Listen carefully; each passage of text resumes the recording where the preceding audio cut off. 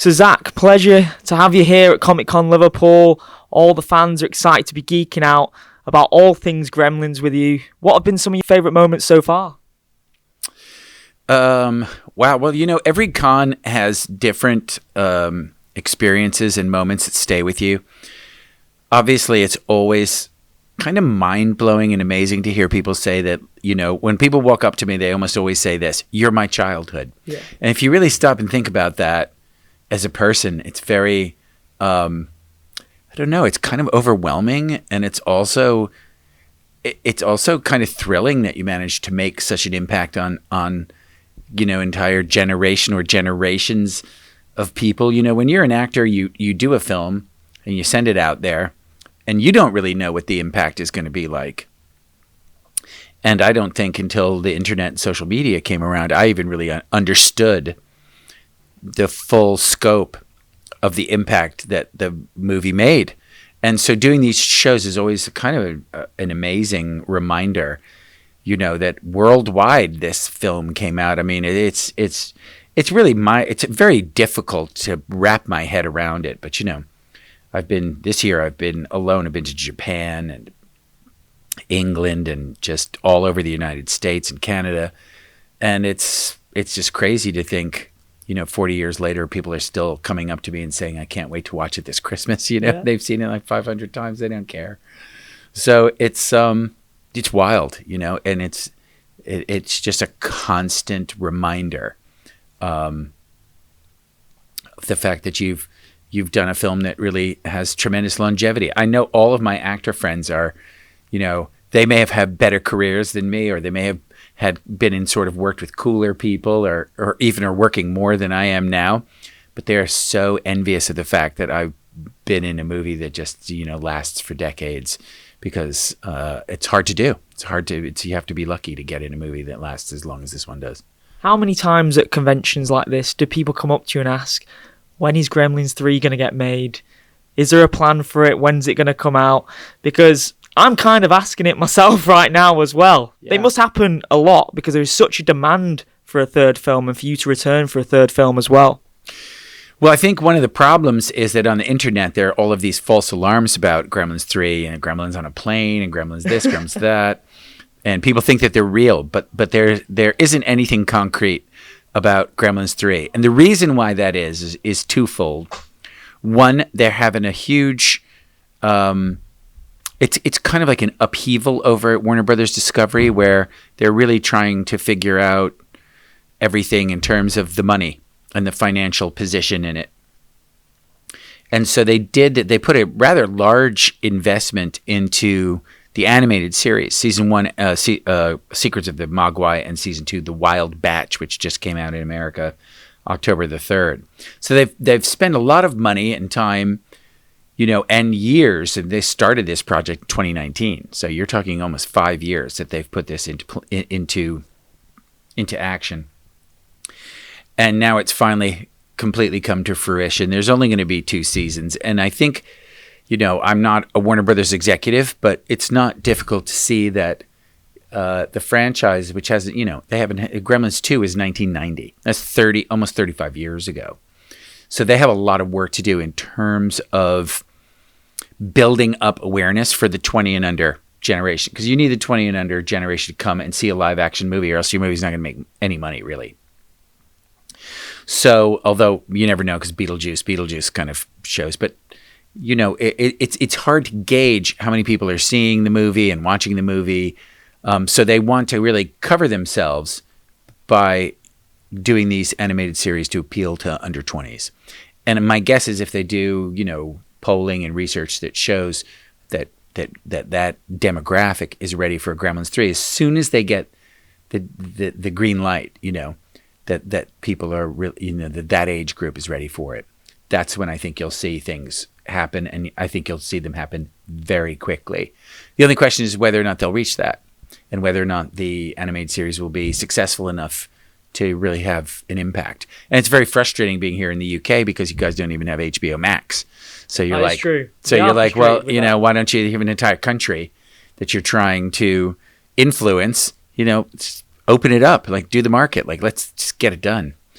But so that's basically what's happening, is that, that Warner Brothers is trying to figure itself out, and then they're trying to be patient and seeing if the animated series, really makes a difference.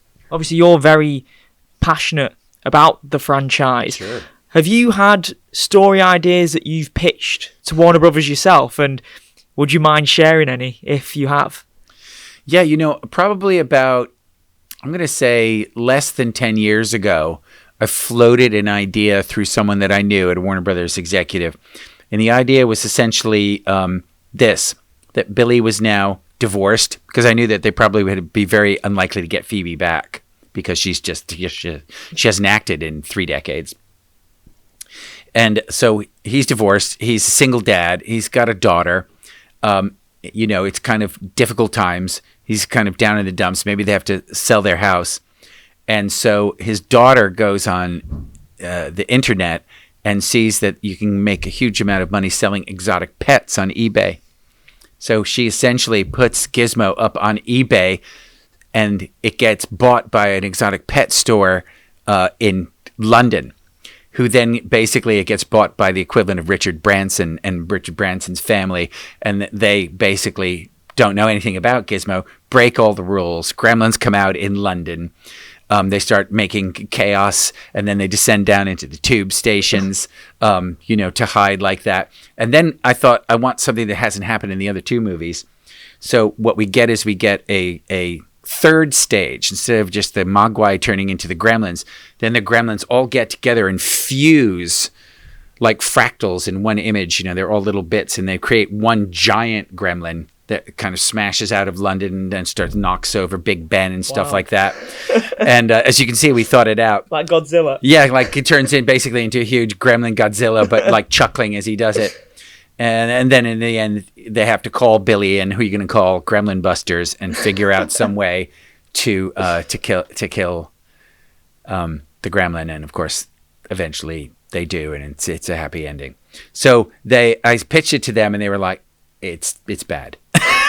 I thought it was kind of cool. I'd absolutely be on board for watching that. Yeah. So I thought it was kind of cool, and they just were like, "Nah, we don't like it." And I was like, "Okay, fine." But of course, all those people that said no, they're long gone, because it was like, the studio turnover, the executives, they're probably on their 3rd, 4th job by now. So you never know. Maybe we'll give it another shot. Well, I can say on behalf of the fans, Warner Brothers, we want to see big, giant gremlins taking over London. Why wouldn't you want to see that? It would be great. All the chaos that they could do, have them in the Tate Gallery, and have them in the Nando's, and just everything. Gremlins and Nando's. Now that is something I can get on board with, because they would love Nando's. Yeah, totally. Because they love the chicken. It might be the peri peri chicken that turns them into that next stage. That might be, don't let them see light. Don't pour water on them, and don't have them have peri chicken. They have Nando's, and they come out with Cockney accents after eating the Nando's. So there's so much stuff that you could do with it. And one of the reasons why I picked London was because, in my opinion, the British fan base for Gremlins is the most rabid in the world. It's the most popular. You would think maybe Japan, but not really. They're a bit more like anime. Right. But I think the comedy and the horror, the light and the dark, I think that really appeals to the British psyche and temperament. And so I've never met, even in the States, more rabid fans than the Brits. So I figured, why not, give them a little tip of the cap and put it in London. You can do all sorts of British jokes. I'd love to see people going, "These creatures are absolutely disgraceful." You know what I mean? All that kind of stuff would be so great. There's so much opportunities for humor, so maybe we'll get a shot. I hope that we get to see it in the next decade. Yeah. Just final one. Do you remember, were there different incarnations in terms of the design of Gizmo and then the evil gremlins, or did you only get to see the final designs of them, and what was your first reaction to those designs? Well, when I first saw them, I saw them in what was called the Creature Shop. They had this big warehouse that Chris Walas, who designed all of the Gremlins and Gizmo and the Mogwai, had on the Warner Brothers lot. And so obviously I was 19, and I was just like, "Ooh, oh my God, that's amazing," But when we did the 30th anniversary for Empire magazine, Chris Walas brought in some prototypes that I'd never seen before. and he brought in the very first Gizmo he designed, which was all white. It had no coloration. It looked like a little baby abominable snowman, and it was really odd looking. And he told a story about how they couldn't decide on the coloration, the fur coloring for Gizmo. They kept bringing it back to Spielberg, and Spielberg kept going, no, no, no. And they were really tearing their hair out. They're like, what's going to take to satisfy this guy? And then somebody said, what kind of dog does Spielberg have? And they were like, a King Charles Cavalier Spaniel. So they took King Charles Cavalier Spaniel colors. Wow. And put them on Gizmo and gave it to Spielberg. And Spielberg was like, that's it. It's perfect. Wow. So they kind of used a little psychology. They figured out if he loved it in his dog, he'd probably love it in Gizmo. And that's why Gizmo is the color scheme that he is. What about the evil version of the Gremlins, what they later turn into? The Gremlins are pretty much as was written in the script. Their first incarnation pretty much stuck. They were much easier to do once they made them sort of lizard-like, exactly. Kind of dark green and reptilian. It was such a contrast to the fuzzy things that those pretty much stayed. I would say the Gremlins are really from the very get-go to now they never really evolved over time. They've pretty much stayed the same. It's really Gizmo who went from like little abominable snowman to like, cute thing. They made the ears smaller and made him have a more expressive face and things like that. So yeah, it's fascinating. I didn't even know that until 10 years ago. So the crazy thing about Gremlins, I'm still learning stuff about it 4 decades later, which is like amazing. I really appreciate the time. I'm now not going to get out my head the thought of a giant gremlin in London. So I appreciate that image. Hopefully I get to see that image on the big screen. And yeah, enjoy the rest of your weekend in Liverpool. First time in Liverpool for you. That's right, yeah. Thank you so much. Appreciate it. I'll see you guys out there.